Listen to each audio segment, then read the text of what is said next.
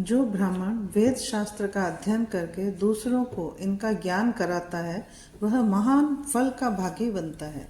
जो व्यक्ति पुराणों को पढ़कर दूसरों को नरकों की कथा सुनाकर सावधान करते हैं वे लोग पुराणों के ज्ञाता होते हैं। नरकों में गिरने से बचाने वाला पुत्र कहलाता है।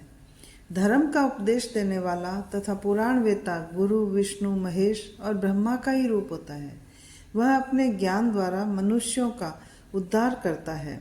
श्रेष्ठ पुराण वेता व्यक्ति को धन अन्न भूमि स्वर्ण गो रथ वाहन घोड़ा हाथी वस्त्र और आभूषण प्रदान करने से मनवांछित सुख प्राप्त होता है और अश्वमेघ यज्ञ का फल प्राप्त होता है।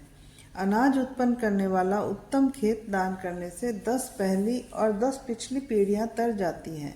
जो व्यक्ति शिवालय और विष्णु मंदिर में पौराणिक कथाएं करवाते हैं वे राजसूय यज्ञ और अश्वमेघ यज्ञ आदि पुण्य प्राप्त कर सूर्य लोक में पहुंच जाते हैं।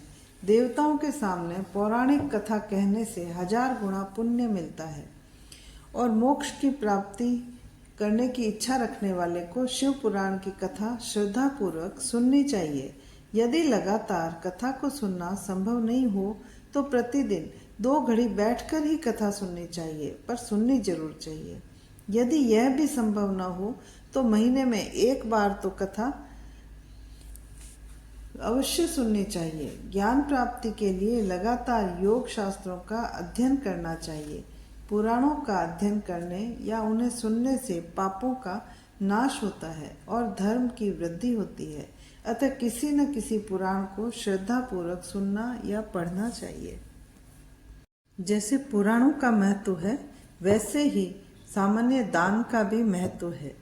सुवर्ण भूमि गो आदि का दान लेने व देने वाले दोनों ही कल्याणकारी हैं। गोदान भूमि दान विद्या दान और तुला दान महान कल्याणकारक है।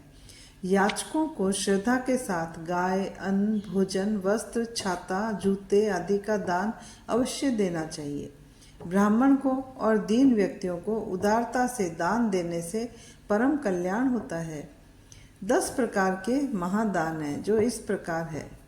पहला स्वर्ण, दूसरा तिल, तीसरा हाथी, चौथा कन्या, 5वां दासी, 6ठा घर, 7वां रथ, 8वां मणि और 9वां कपिला गो और 10वां अन्न।